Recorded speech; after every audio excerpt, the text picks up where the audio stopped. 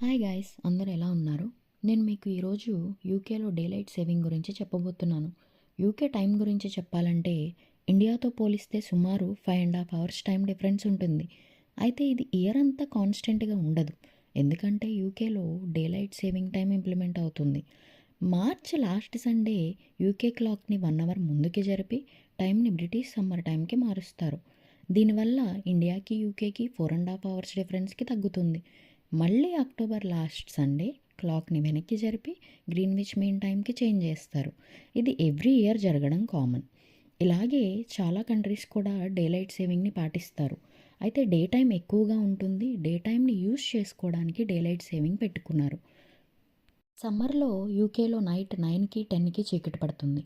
అయితే మీరు వీడియోలో చూస్తే నైట్ టైం 1 అవుతుంటే డైరెక్ట్గా 2 అవుతుంది. అంటే 1 అవర్ స్లీప్ గోవిందా.